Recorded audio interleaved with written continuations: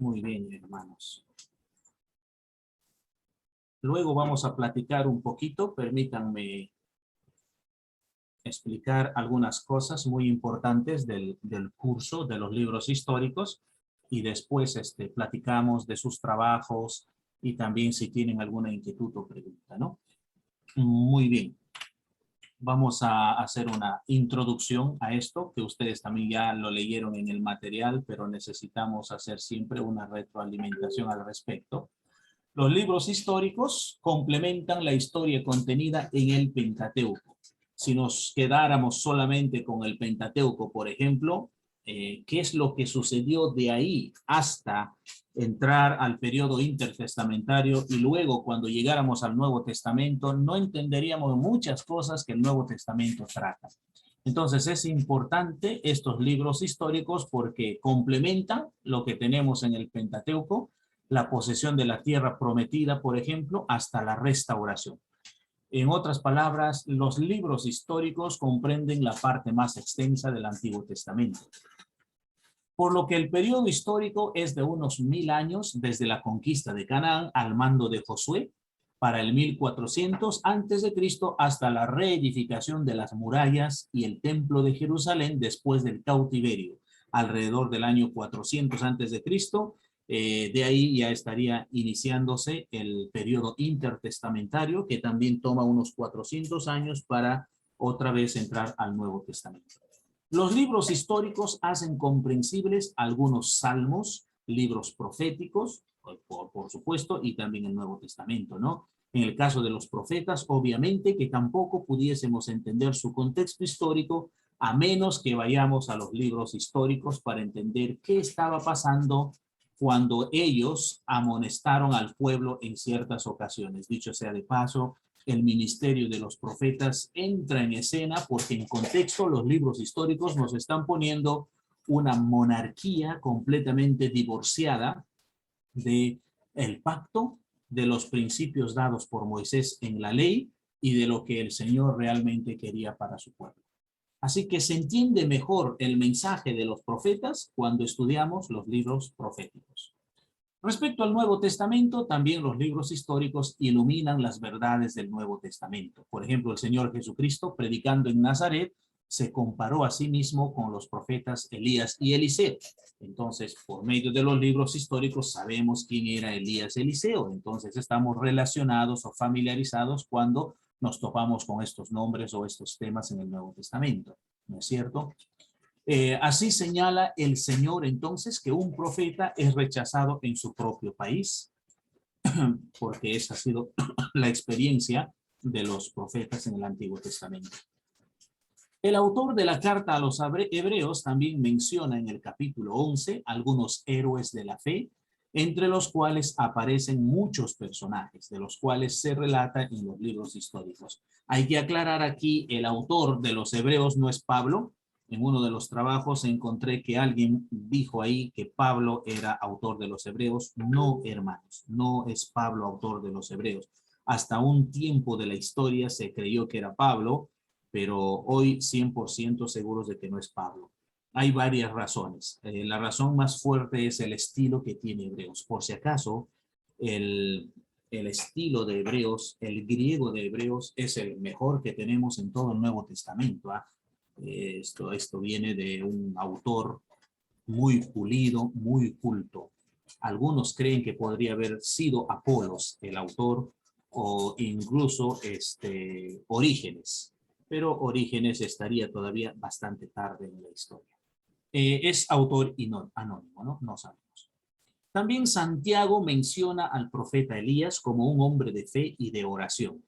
Libros históricos. La historia sagrada enseña grandes lecciones morales y espirituales, entonces, en ese sentido.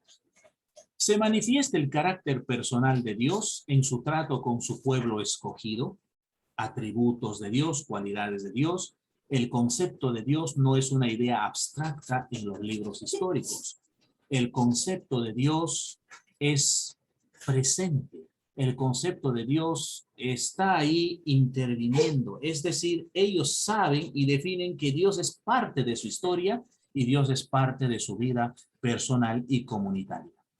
En ese sentido, Dios no es una energía impersonal, aunque es el Dios trascendente, pero a la vez es el Dios relacional. En estos libros, entonces, Dios se revela como un ser personal que obra a favor de los hombres que confían en él. Su personalidad se pone de relieve en su relación con ellos a través de encuentros personales y sucesos históricos mostrando su justicia, por ejemplo, su juicio, su gracia, su amor, su misericordia. Cada uno de los libros históricos desde Josué nos mostrarán, hermanos, esos conceptos, esas cualidades, esos atributos. Aquel Señor Todopoderoso, Creador, entra a su pueblo y participa de las cosas de su pueblo, mostrando estos atributos que estamos mencionando ahí. Denotan entonces el protagonismo del Dios de la historia. Aquí quizás nos sirva pensar, por ejemplo, en Sansón, cuando lleguemos a Sansón, de cuántos de nosotros Sansón, por ejemplo, ha sido nuestro héroe toda una vida, ¿no? Yo en la escuela dominical quería ser como Sansón y me ponía a hacer mis ejercicios para ser fuerte como Sansón, quería hacer crecer mi barba como Sansón. Me impresionó lo que la maestra de escuela dominical me compartió acerca de Sansón. Estudiando la vida de Sansón, termino decepcionado de Sansón. Porque es un tipo desordenado, indisciplinado, no valora nada. Entonces, ¿por qué está en el libro de Jueces? ¿A razón de qué el autor consideró a Sansón? Y vamos viendo ahí el protagonismo de Dios. El autor, por ejemplo, de estos libros, o lo mismo con Gedeón, ¿no? Quizás tengamos, o con Jefté, por ejemplo, ¿no? Entonces, ¿por qué están ahí? El autor quiso ver a Dios obrando en medio de esas historias con su gracia y misericordia, a pesar de estas debilidades tan marcadas e indisciplinas de estos personajes por quienes Dios había decidido interactuar con la historia de Israel. Eso, hermanos, para tener un poquito más claro ahí y precisar quizás nuestra comprensión. Entonces, a Dios se manifiesta llevando a cabo designios, o antes, ¿no? Hemos dicho el protagonismo de Dios, solo Él le da significado a los acontecimientos. Dios se manifiesta llevando a cabo sus designios, haciendo justicia sobre los pueblos paganos o ejerciendo misericordia sobre su pueblo. Un ejemplo impresionante es el caso de la invasión de Sennacherib, el rey de Asiria, en contra de Ezequías, el rey de Judá, en Segunda de Reyes 18 y 19, donde Dios los libera de este blasfemo rey, matando 180,000 asirios, registrado en Segunda de Reyes 19, verso 35, de manera sobrenatural. No hubo un ejército ahí que hiciera su papel. Muy bien, hermanos. Factores a tener en cuenta para un mejor provecho del estudio de los libros históricos. En primer lugar, el propósito de los historiadores sagrados no era narrar todos los hechos de Israel y de las potencias que estaban alrededor. Ese interés nos nace cuando estamos leyendo los libros históricos y nos quedamos con una laguna grande porque ya no responde a nuestra inquietud lo que tenemos dentro de los libros históricos. Por eso precisamos aquí que aquellos hermanos, aquellos creyentes, aquellos siervos de Dios que Dios usó para registrar estas historias, a quienes conocemos como historiadores sagrados, no era su intención. No tenían el interés en estar diciéndonos todo lo que sucedía en Israel, ni tampoco de las naciones alrededor. Lo mismo vemos en Moisés en el Pentateuco, no hay que olvidar esto. Moisés está centrado en gran parte en Israel, está dirigiendo a Israel. No significa que Israel sea la única nación que existe, y porque la Biblia lo cuente así, sino que la Biblia se está centrando en el papel teológico, en la intervención histórica de Israel. Pero eso no significa que no existía nada más alrededor, como en este caso, hermanos, Egipto seguía, Canaán seguía, Mesopotamia seguía con todos sus desarrollos, ¿no? Entonces, esto es importante considerar cuando nosotros estudiamos los libros históricos, estos factores. El propósito de los autores de estos libros, entonces, era interpretar y enseñar, no solo relatar. Por ejemplo, el caso de Omri y Acab en los libros de los reyes, ¿no? Omri es el papá, Acab el hijo. Se conoce a la familia de los Omriadas, por ejemplo, o los Omridas, descendientes de Omri, Acab. Conocemos que Acab fue el peor rey del reino del norte en el tema espiritual, pero no en el tema político, por ejemplo. Fue el mejor rey en el tema político, le dio cierta modernización a Israel, por si acaso, pero en el tema espiritual, hermanos, este tipo era bastante atrevido, incrédulo. Se casó con Jezabel, por ejemplo, llevando a los hebreos, a los profetas hebreos a cometer o a apoyar sus intrigas, su sistema en contra del pueblo, en contra de Dios. Este fue el peor rey que provocó la ira de Dios. Entonces, estas cosas nos cuenta la Biblia, pero no nos cuentan los avances que hicieron, por ejemplo, porque el autor, más que relatar, está interpretando y enseñando. Aquí un ejemplo. Omri fue un rey muy célebre del siglo 9 antes de Cristo, un poderoso general que extendió el territorio de Israel y fue el constructor de la ciudad capital de Samaria, capital del reino del norte. Los asirios admiraban tanto su capacidad militar que durante 150 años después de su reinado llamaron a Israel la tierra de la casa de Omri. Sin embargo, el historiador inspirado dedica solamente 8 versículos a Omri, mientras dedica casi 6 capítulos a su hijo Acab, un rey de poca importancia histórica. ¿Por qué? Las lecciones morales de la vida de Acab y su lucha con el espectacular profeta Elías tienen más significado para el escritor que todos los brillantes logros militares de Omri. Además de historia, entonces, estos libros históricos contienen leyes, sermones y filosofía. Además, muestran los resultados de obedecer o desobedecer a Dios. Pero siempre, hermanos, con esta óptica, con este propósito de enseñar. De enseñar. No es tanto registrar todos los eventos o momentos históricos que se tienen. El otro factor, el concepto del pacto entre Jehová y el Israel de Dios, forma la base del mensaje de los historiadores. Israel fue ligado a Jehová mediante el pacto del Sinaí. Regístrese Éxodo capítulo 19 para tener mejor referencia. Y como era su pueblo, le debía absoluta lealtad. Los israelitas habían de obedecerle con total sumisión. Dios les había dado la tierra de Canaán, pero no como un regalo incondicional. La profecía de Deuteronomio 28 enseña que si los israelitas no les servían fielmente, Jehová les quitaría Canaán. Por lo tanto, los profetas y luego los historiadores inspirados insistían en un tema principal. La fidelidad a Jehová es portadora de bendición, mientras que la infidelidad produce consecuencias funestas. Es la tierra prometida el tema de la donación de Dios, pero es un tema de donación dependiendo de la participación de la lealtad al pacto establecido. Obviamente, el pacto establecido no se trata de un efecto de tiranía o abuso. El pacto establecido está sobre la base del amor y la amistad de Yahvé con ellos. ¿Por qué? Porque Yahvé participa con ellos. Yahvé está con ellos. Es como el padre que va a dar la herencia a sus hijos, pero no es el padre que de la noche a la mañana ha entrado a la historia de sus hijos para darles una herencia y les pone condiciones para ello. Es el padre que ha estado incluso participando desde que esos hijos han estado en el vientre de mamá, hablándoles, cariñándoles, dándoles afecto, una vez nacidos, sacrificándose por ellos, tomándose tiempo con ellos. Entonces, en el momento incluso que este papá establece leyes en el hogar para mantener el orden y la disciplina, los hijos no tienen problema, porque saben que su padre ha estado todo el tiempo con ellos y les ama, y es su amigo. Este es el mismo cuadro que tenemos en el pacto.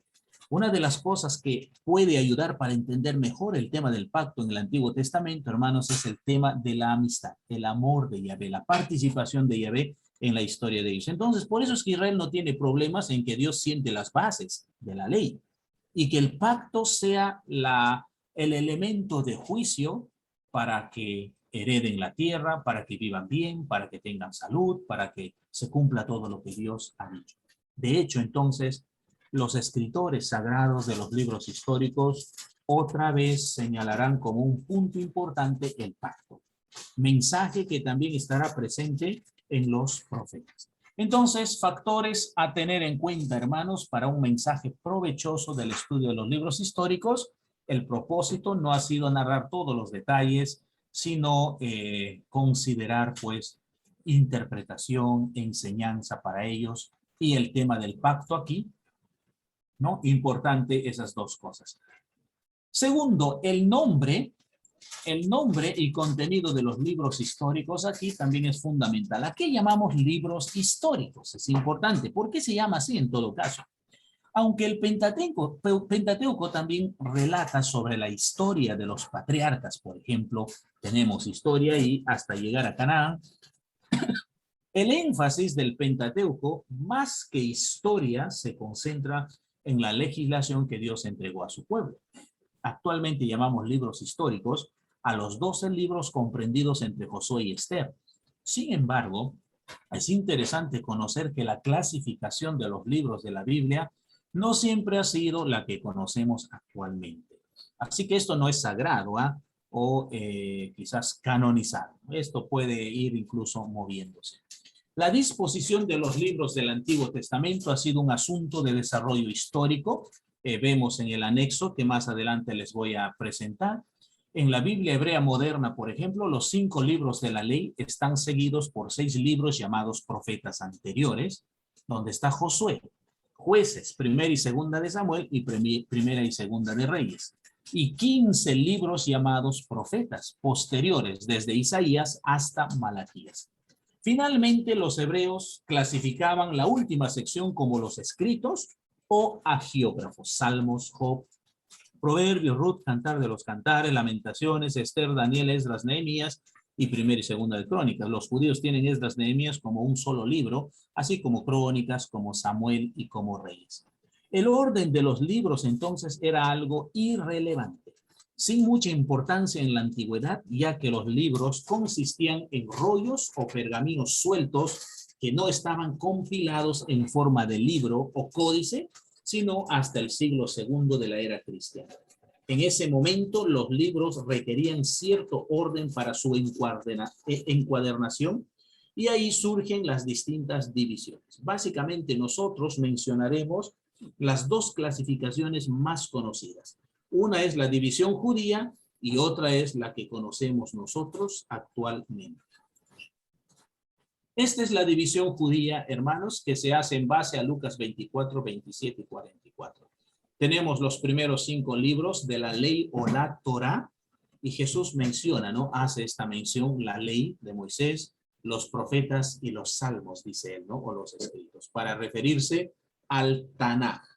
Tanaj quiere decir que son las siglas o el nombre que los judíos han dado a las 3 divisiones del Antiguo Testamento. La T de Torá, la N de Neví, los profetas, y la K de Ketubim, los escritos. En ocasiones puede estar una J y no una K al final, por si acaso. Tanaj y no Tanaj. ¿Por qué? Porque cuando tenemos la Kaf sin un Dagesh fuerte dentro, se menciona en la pronunciación como una J. Así que si por ahí les viene como una J, recuerden, están considerando pronunciación. Lo original sería la K, ¿no? De Ketubim. Entonces tenemos ahí la Torá, la ley, Génesis, Éxodo, Levítico, Números y Deuteronomio. Familiarizados estamos con estos libros porque hace unas 2 semanas que hemos terminado este curso. Luego tenemos los Neviim, los profetas, ¿no es cierto? Y tenemos profetas primeros y profetas postreros. Si notan ustedes, hay una división de 4-4. Josué, Jueces, Samuel y Reyes, y también 4-4. Isaías, Jeremías, Ezequiel y los 12 profetas menores. Luego los escritos divididos de la siguiente manera: los poéticos en primer lugar, Job, Salmos, Proverbios. Luego los 5 rollos en hebreo, Mejilot, Cantares, Ruth, Lamentaciones, Eclesiastés, Esther. Y por último, los históricos dentro de los escritos, como Daniel, Esdras, Nehemías y Crónicas. Hermanos, esta es la división judía que se conoce hasta entonces. Esta es la división actual para nosotros, división actual del Antiguo Testamento. Está lo mismo, en el sentido, lo mismo que de los judíos, en el sentido de considerar las tres partes, la Torá, los Nevi'im y los Ketuvim. Es decir, está la Tanaj presente aquí, solo con una división distinta, por supuesto. Por ejemplo, el Pentateuco se mantiene igual de Génesis a Deuteronomio, pero aquí se hace una división en particular llamada los históricos solamente. Y de eso trata nuestro curso precisamente. Josué, Jueces, Ruth, Samuel, Reyes, Crónicas, Esdras, Nehemías y Esther. Hasta ahí llegamos. Luego los poéticos, Job, Salmos, Proverbios, Eclesiastés y Cantares. Tenemos los profetas mayores y los profetas menores. La diferencia entre mayores y menores no es jerárquica por si acaso, sino únicamente por la cantidad de capítulos, es decir, por la extensión de su manuscrito, de su libro. Por eso se llaman mayores a los que tienen más extensión de capítulos y menores a los que son relativamente cortos en capítulos. Isaías, Jeremías, mayores, Isaías, Jeremías, Lamentaciones, Ezequiel y Daniel, profetas menores, los 12, Oseas, Joel, Amós, Abdías, Jonás, Miqueas, Nahum, Habacuc, Sofonías, Ageo, Zacarías y Malaquías. ¿No es cierto? Estos vienen a ser según la división actual que tenemos del Antiguo Testamento. Los libros históricos tratan con la historia de Israel desde la entrada de Israel en Canaán al mando de Josué en el 1400, hasta la reedificación de Jerusalén alrededor del 400. Tomemos un vistazo en cuanto al contenido de cada uno de los libros históricos, de manera muy breve, hermanos. Josué, por ejemplo, conquista y división de Canaán al mando de Josué. Jueces, castigo, arrepentimiento y liberación por medio de los jueces. Se llama jueces porque se le da este nombre a personajes que estaban actuando, llamados por Dios, por supuesto, para ayudar a Israel, para guiar a Israel. Ojo con esto, no todos cumplían el papel de un juez como en nuestro contexto. Según nuestro contexto, no eran jueces en ese estilo. Podríamos incluso llamarlos mejor que jueces, podríamos llamarlos libertadores o salvadores del pueblo de Israel. Y por ahí quizás que viene este término de jueces como jefes de su pueblo, de su nación. Ruth, la vida y el amor de Ruth, la moabita y su elección del Dios de Israel. Primera de Samuel, el último juez y el ascenso de la monarquía hebrea, reflejada en las vidas de Elí, Samuel, Saúl y David. Segunda de Samuel, la historia del reino hebreo desde Saúl hasta Salomón.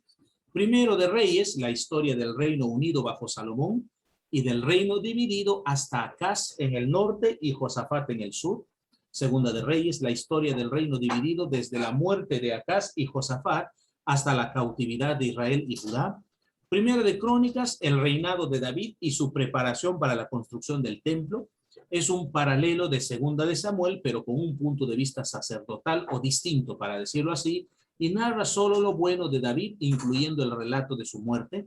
Segunda de Crónicas, la historia de Judá desde el reino de Salomón hasta el decreto de Ciro. Es un paralelo con Primera y Segunda de Reyes, pero con un punto de vista sacerdotal, para decirlo en un sentido, se enfoca solo en el reino del sur y no abunda sobre Elías y no menciona a Eliseo.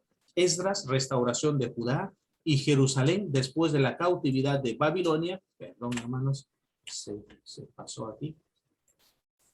Nehemías, reconstrucción o reconstruyendo los muros de Jerusalén y avivamiento entre los judíos. Y por último, Esther, liberación providencial de los judíos de la destrucción por medio de Esther y Mardoqueo. Pero cabe resaltar aquí, cuando tomemos el tema de Nehemías, que Nehemías capítulo 13, ojo con eso, si están tomando su apunte, Nehemías capítulo 13 vendría a ser el último capítulo del Antiguo Testamento, de todo el Antiguo Testamento, Nehemías 13. Todo esto vamos a desarrollar, hermanos, en nuestra clase. Bien, una vez más, aquí, para tener una idea más clara, aquí están nuestros libros, por ejemplo, en estudio, y los años que comprenden, pero tenemos también el aporte de más. En esta sección, los nombres hebreos, por ejemplo, luego el arreglo y clasificación hebrea que se hizo, arreglo y clasificación en español, Y cuando hablamos del arreglo y clasificación en español, ya tenemos también la influencia de la Septuaginta, por si acaso. Y luego el periodo que cubre o el aproximado, ¿no? No mencionamos todo, nos ocupamos solamente de este cuadro blanco. Los históricos, por ejemplo. Dentro de los históricos, los nombres hebreos, como verán ustedes, está Josué, Jueces, Samuel, Reyes y los profetas, los mismos nombres, no tenemos cambio alguno ahí. En esta sección vemos en parte los profetas anteriores, profetas posteriores, algunos que están operando, por ejemplo, dentro de la historia de Israel, y los libros son los mismos, y los años que tenemos aquí, ¿no? Desde el 1406 y vamos hasta el 474, pues, por el tema de Esther, Nehemías, Esdras, que están propiamente a punto de cerrar el Antiguo Testamento e iniciar el periodo intertestamental. Y por último, aquí tenemos en este cuadrito una vista histórica y sintética de todo el Antiguo Testamento. Ustedes pueden ver aquí, hermanos, nos ocupa a nosotros, sobre todo la sección que va con los libros históricos, es esta sección, como pueden ver ustedes, Josué, que tenemos aquí, Jueces, y que vamos hasta esta parte de aquí, ¿no? Esdras, Nehemías, Esther, antes de llegar al Nuevo Testamento. Por supuesto, estas historias que corresponden a la época post-exílica. Por eso ponemos en esta parte cautividad babilónica de los 70 años, 605 al 538. Bien, para tener un cuadro mejor. Muy bien. Hasta ahí sería esta parte introductoria de los libros históricos. Cosa que ustedes también ya leyeron, investigaron. Preguntas, hermanos, al respecto, alguna inquietud, algo para interactuar o compartir, o en relación también a sus investigaciones, a sus trabajos. En toda esta sección de media hora que nos queda, podemos tomar esto. Profesor, disculpe, una pregunta que de lo que dijo y no tomé nota, era que en el Tanaj, o bueno, la Biblia hebrea, termina en Nehemías capítulo 13. Todo el Antiguo Testamento. Nehemías 13 es el último capítulo. ¿Es el último capítulo en escribirse o en la Biblia hebrea? Porque En la termina Biblia, en ambas, o sea, cronológicamente me refiero, ese es el último capítulo. Ya, porque termina en Segunda de Crónicas, ¿no? Digamos, en cuestión de orden de la Biblia de hebrea, ¿no? Sí, pero cronológicamente en relación a la historia, Nehemías 13 habría sido el último capítulo en tenerse en el Antiguo Testamento. Ya, ok, profesor. Gracias. Solamente eso. Mucho gusto, sí. Ustedes leyeron, Sobre una hermanos. consulta. Sí, Guillermo. Disculpe. Sí. Me causa curiosidad saber por qué Crónicas es incluido en los escritos y no en, digamos, en la sección de profetas anteriores. No sé si hay alguna razón tal vez en especial. Lo viste en el PPT, ¿no es cierto? Voy a volver a compartir ahí, ¿ya? Esto aquí.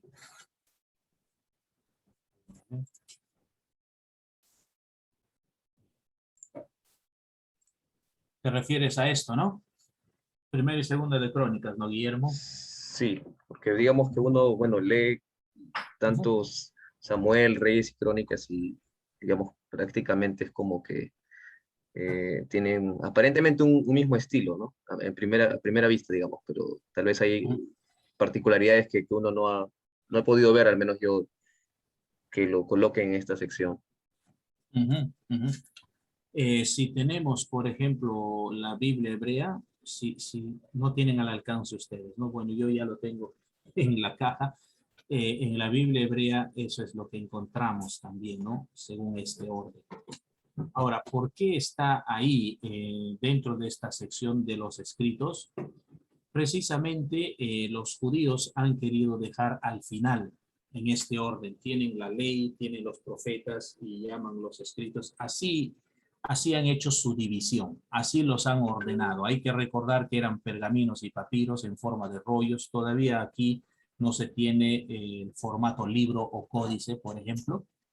Entonces, estos rollos y pergaminos no ha sido tan fácil para ellos de ubicarlos, de colocar en el lugar donde quizás debería corresponder o cronológicamente o por alguna otra razón.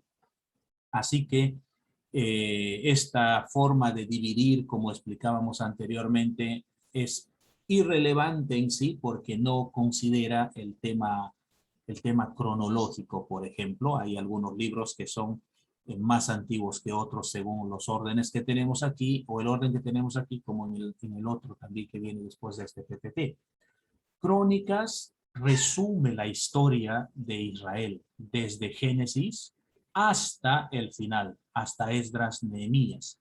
Considera todas estas historias, perdón, hasta Reyes. Entonces, ha habido para ellos, o ha sido para ellos importante considerar cómo se ha narrado y que es un libro, voy a decir, porque Crónicas es uno solo para ellos, no son dos como para nosotros, y que ha sido un libro que puede reunir características de escritura mezcladas. No es solamente narración de historia, por ejemplo. Dentro también se incluye formas poéticas al registrar algún dicho, al registrar alguna oración. Entonces, para ellos, Guillermo ha sido ilógico, según su visión, poner a Crónicas, por ejemplo, dentro de los profetas o en alguna otra parte, porque venía a ser el último que ellos estaban registrando. Aquí, por ejemplo, en este último que yo les mostraba, si ustedes ven aquí, primera y segunda de Crónicas, ven mi cursor, ¿no es cierto? Está aquí, pero eso no quiere decir que esté siendo contemporáneo en esta parte. Primera y segunda de Crónicas tendría que venir aquí antes de entrar a la cautividad en el sentido de las historias. Pero, ojo con esto, Primera y Segunda de Crónicas originalmente sería aquí, después de la cautividad, porque esos dos libros se escribieron después de la cautividad babilónica. Esos dos libros corresponden a un resumen desde Génesis, pero tocan el tema del cautiverio y nos hablan del post-exilio, nos traen la historia después del exilio. Obviamente no está Esdras y Nehemías ni Esther ahí porque fueron compuestos antes precisamente de esos dos libros o esos tres libros. Entonces, a Guillermo, a tu pregunta, por eso ubican ellos en esa sección final, porque era producto de un resumen grande después de la cautividad babilónica, libros o libro post-exílico. Ahora, como dije, está dentro de esa sección tercera, porque así dividieron, ¿no? Y la historia, porque cuenta, pues registra los eventos históricos en resumen. Algo así como hizo Josefo, no sé cuántos de ustedes en algún momento se han topado con Josefo. Josefo resume una historia desde Génesis, ¿no? Hasta la historia de la iglesia. Una especie de esto se hizo ahí en Primera y Segunda de Crónicas. Quizás esa sea la razón más fuerte porque esté ubicado ahí al final, en la tercera parte. Pero cronológicamente iría después del cautiverio, pero tocando historias desde Génesis. Parte desde Adán, Primera de Crónicas, ¿no?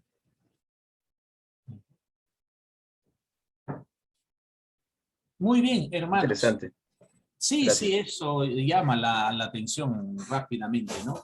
Con Crónicas. Pero recuerden, hermanos, son libros post-exílicos, ¿ah? No están así en nuestro orden bíblico, pero cuando los estudiamos hay que tener en cuenta, estos se han escrito después del exilio. Hermano David, buenas noches. Hola, Julio. ¿Qué tal, Julio?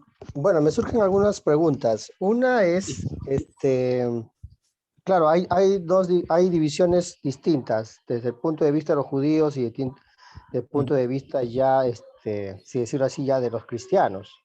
Ajá. Pero, ¿podríamos considerarlo estos libros como proféticos? ¿A cuáles? ¿A los históricos?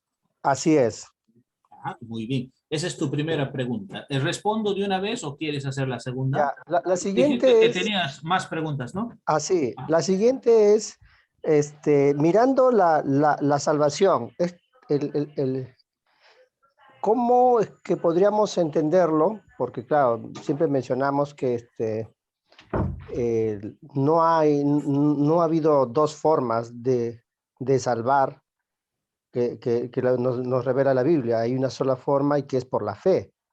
Ujú. Entonces, ¿cómo esto se da mirando en esta historia a la actuación de Israel en momentos de obediencia, momentos de desobediencia, hay momentos de castigo, hay momentos de bendiciones, y cómo esto podríamos entenderlo como un marco histórico respecto a la salvación? La historia de la Okay. salvación, ¿no? Ajá. Sí, bueno, eso principalmente quería Gracias. Gracias, Julio. Gracias, hermano, por tu intervención. Vuelvo para la primera pregunta al PPT. Aquí, para que todos lo tengamos un poco más fresco, ¿no? Esta es la pregunta de Julio, ¿no? Tenemos los libros proféticos nosotros en esta forma, ¿no? Históricos tenemos en esta forma. El Pentateuco termina Deuteronomio, inmediatamente en nuestras Biblias viene Josué, ¿no es cierto? En la Biblia hebrea también, por si acaso, pero si vemos aquí, en otra división. Es conocido como los profetas, ¿no? Proféticos, aquí profetas, como estamos viendo en esta forma. ¿No es cierto, hermanos? Esa es la pregunta que hace Julio precisamente. ¿Estos libros históricos deben ser considerados como libros proféticos, como los profetas? Porque los judíos los tienen dentro de los profetas aquí. Ahí está Josué, Jueces, Samuel, Reyes, por ejemplo. ¿Ya? Y también tenemos por aquí a Ruth, ¿no es cierto?, que correspondería aquí. Hay que sacar de aquí a Esther, por ejemplo. A Esdras, Nehemías, a Crónicas hay que sacar y ponerlo aquí, pero está dentro de los escritos. Muy bien. ¿Y cuánto podría afectar esto de aquí que estamos diciendo nosotros, ¿no? O que estamos mostrando al respecto? Ok, yo voy a explicar lo siguiente en cuanto a lo que los judíos consideraban, y eso quizás nos puede abrir un panorama un poco mejor de comprensión, hermanos, ¿no?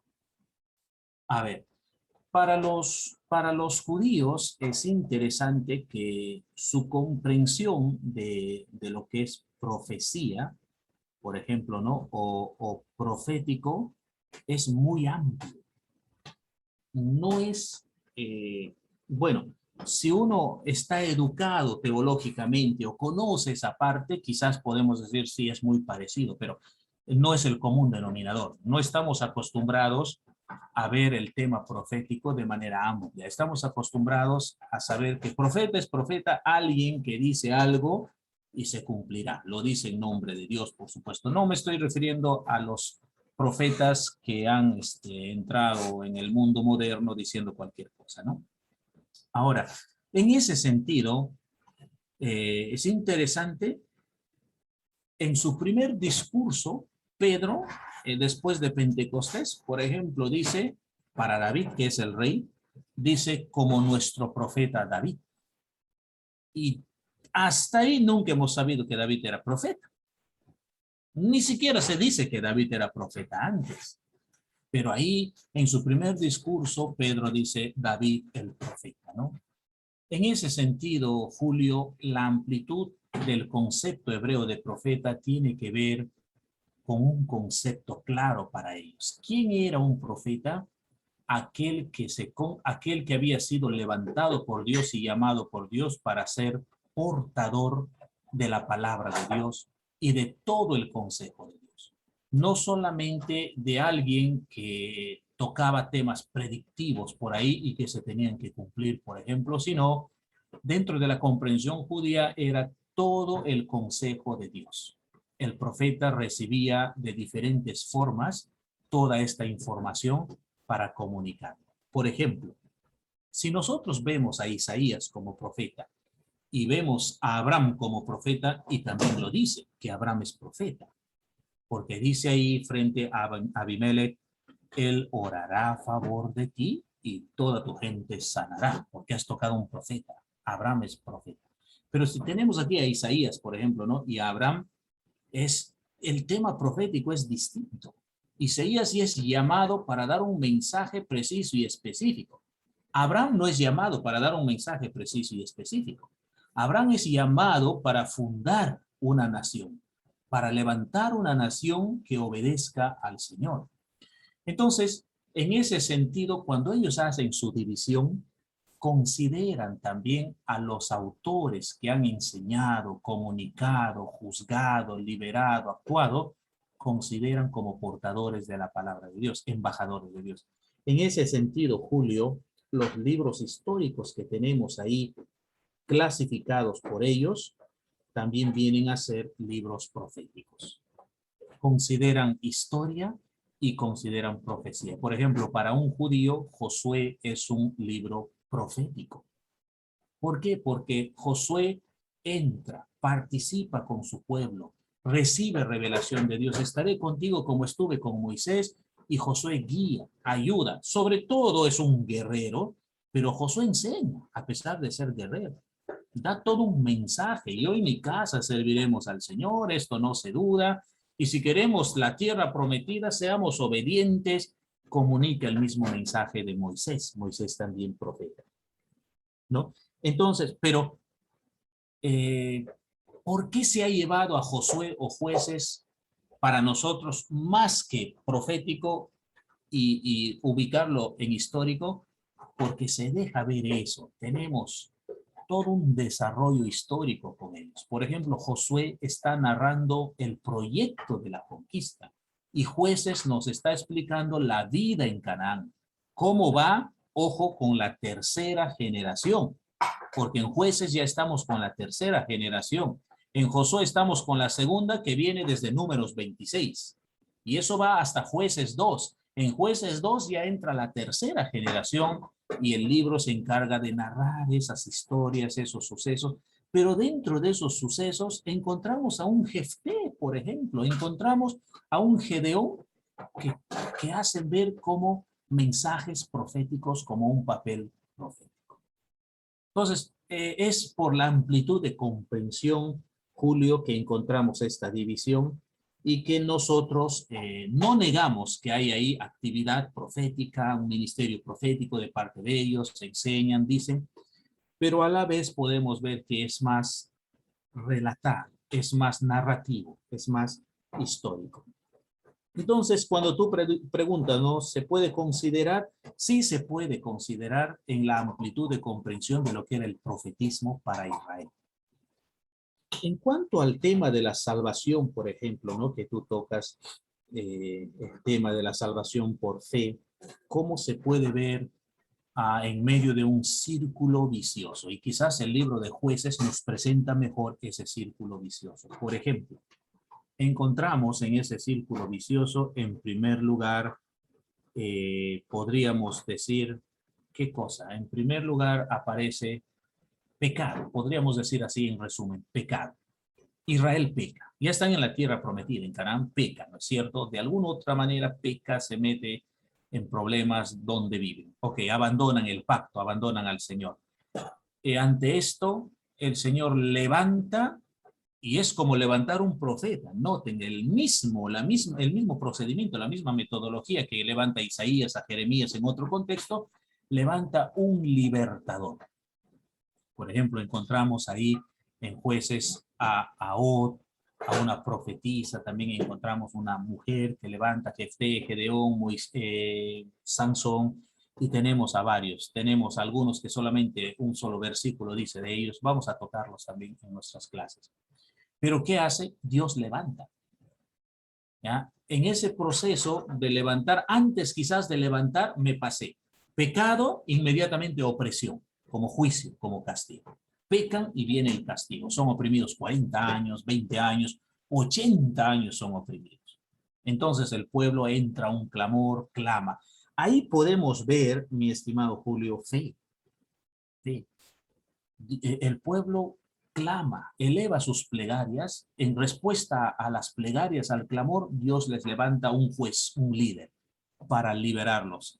Ese juez, ese líder, únicamente puede liberar por el poder sobrenatural de Dios. Porque cuando uno lee esas historias, si no considera bien todo lo que tenemos ahí, parece ser ficción. Parece ser ficción. ¿Cuándo en la historia ha vuelto a repetirse un hombre tan fuerte como Sansón? ¿Cómo uno como Gedeón? ¿Acaso eran, hermanos, entrenados guerreros para tener esperanza en ellos? No eran entrenados guerreros. Se deja ver en cada uno la participación divina de manera sobrenatural. No es otra cosa. De manera sobrenatural, la mano de Dios para liberar a su pueblo. Está la fe. Y precisamente se puede ver en toda esa trama histórica la historia de la salvación por fe. Porque no puede Israel confiarse de un personaje que es levantado por Dios. Tienen que confiar en el poder de Dios que se deposita en este personaje. Porque vuelvo a repetir, no eran personajes impresionantes. Por ejemplo, cuando toquemos el tema de Ahod, es un zurdo. Por algo ahí señala el autor, era zurdo, dice más de 3 veces. Y no había mucha esperanza en zurdos. En todo contexto, los zurdos siempre han sido como marginados, víctimas del bullying, sin que se sienta mal nadie que es zurdo entre nosotros, ¿no? Pero eso ha habido. Recién encontramos carpetas o escritorios para zurdos, antes nunca, por ejemplo. Es más, si papá encontraba en casa a su hijo escribiendo con la izquierda, le daba un manazo, ¿no? No se escribe con esa mano, se escribe con la derecha, porque pensaban que era debilidad, era un problema, va a tener dificultades.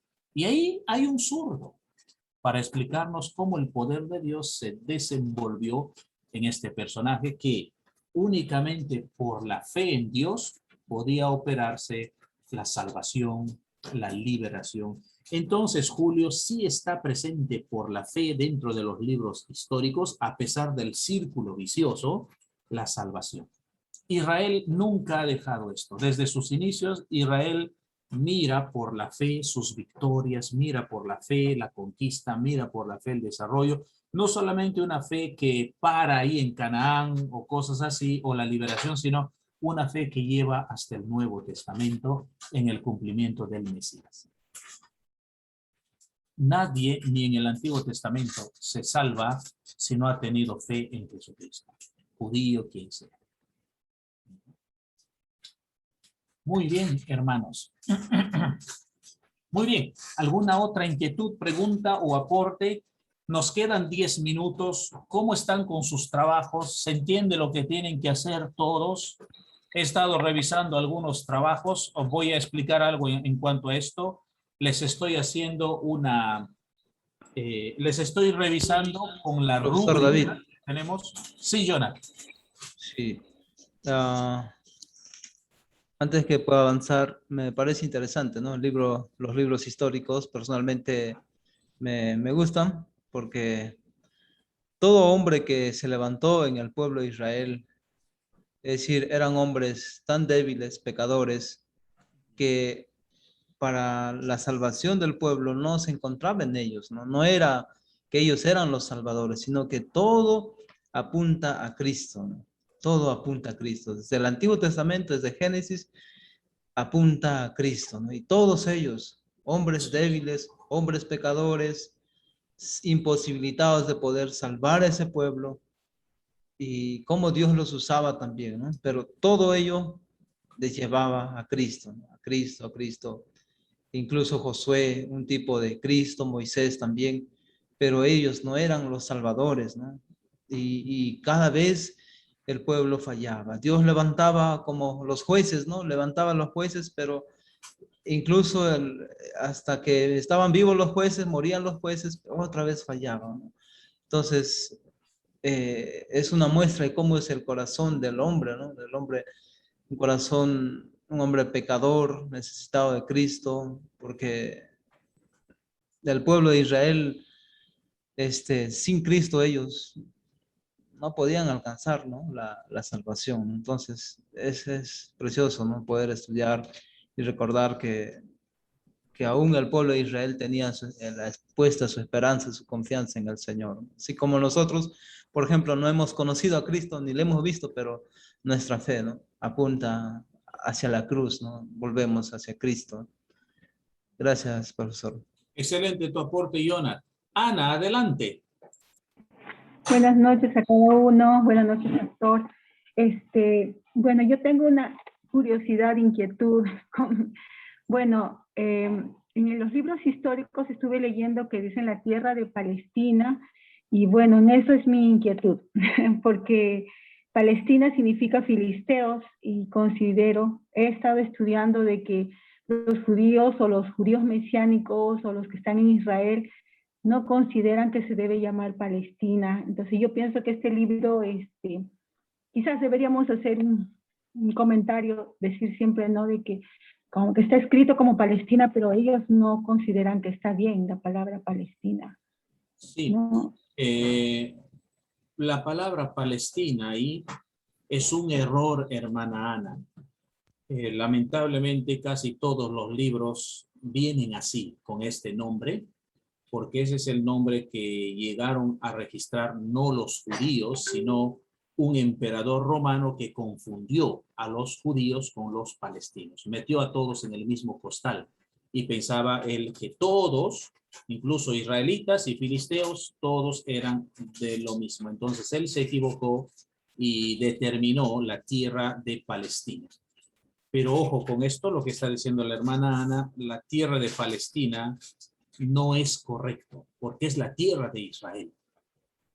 Si tuviéramos un judío en la clase en este momento, nos estaría llamando la atención porque se ofendería muy fuerte. El palestino no es judío y el judío no es palestino.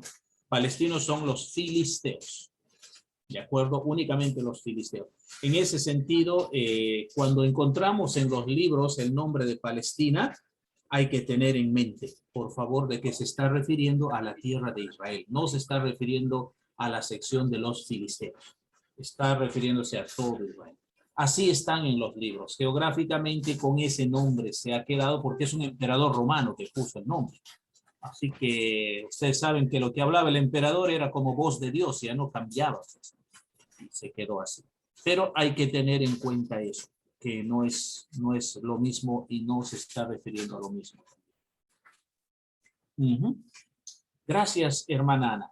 Hermanos, les estaba precisando en cuanto a sus trabajos, estoy revisándoles con la rúbrica. Entonces, ustedes van a encontrar siempre un Word de mí, que voy a subir, el Word, donde va a estar brevemente mi comentario de su trabajo y va a estar con una X marcado el puntaje en la rúbrica. ¿Dónde sacaron cuánto, no? ¿Dónde obtuvieron tal puntaje? Préstenle atención a mi comentario y a las marcas en la rúbrica para ir mejorando cada trabajo. Cada trabajo me voy a dar un tiempo especial para revisar y considerar porque quisiera que aprendan a escribir bien. Algunos ya conocen bien este proceso, cómo funciona, pero quizás otros no y estoy para ayudarles. La ortografía juega un papel importante.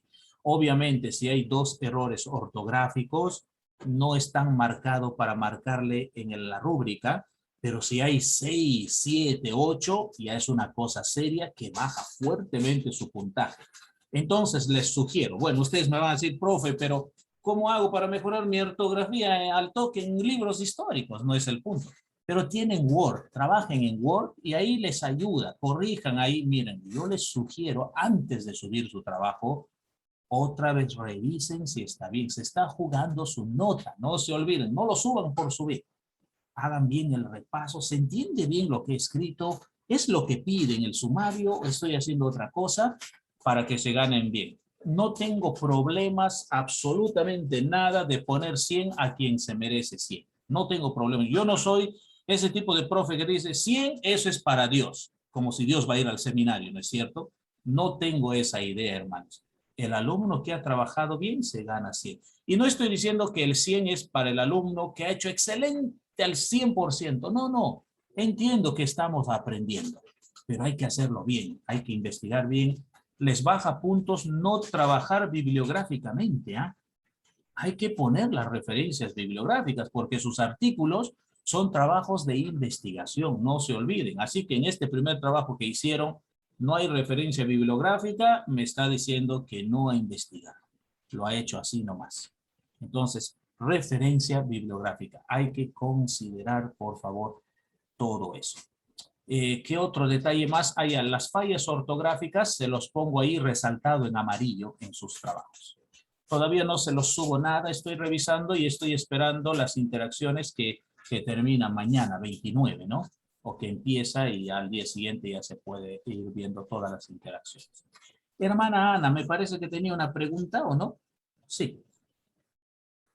Sí, mi consulta es cuando hacemos interacciones, tengo que hacer siempre una pregunta, ¿verdad? ¿Es necesario que tengo que hacer una pregunta o solamente puedo comentar? No, la interacción es para aprender. Se puede hacer el comentario.